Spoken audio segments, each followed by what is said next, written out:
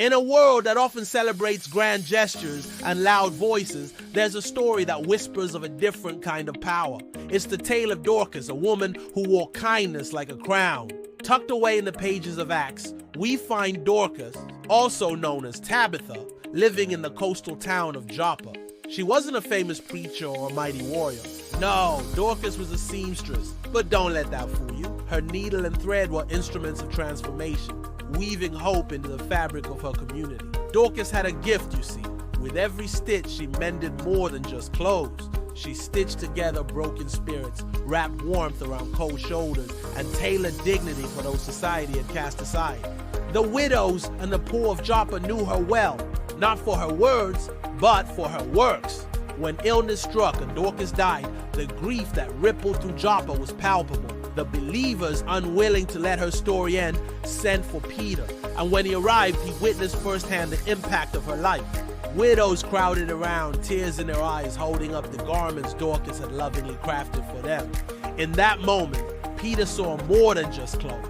He saw love made tangible, kindness given form.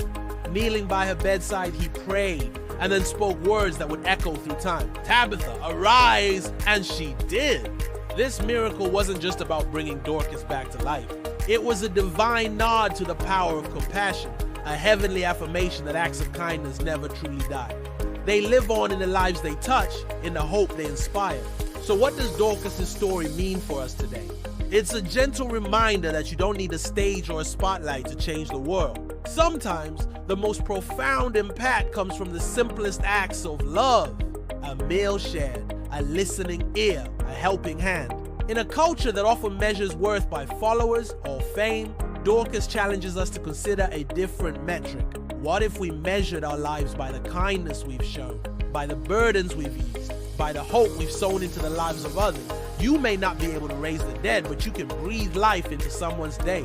You may not have a needle and thread, but you have something just as powerful, a heart capable of compassion. So let Dorcas' legacy inspire you. Let it remind you that every act of kindness, no matter how small, ripples out into the world in ways we may never fully see. And if you want to leave a mark that truly lasts, make sure it looks a lot like love. After all, in the grand tapestry of life, it's not the loudest thread that holds it all together, it's the one woven with kindness. If you're enjoying these biblical deep dives, don't forget to like, share, and subscribe. It helps spread the word so more people can discover these incredible stories.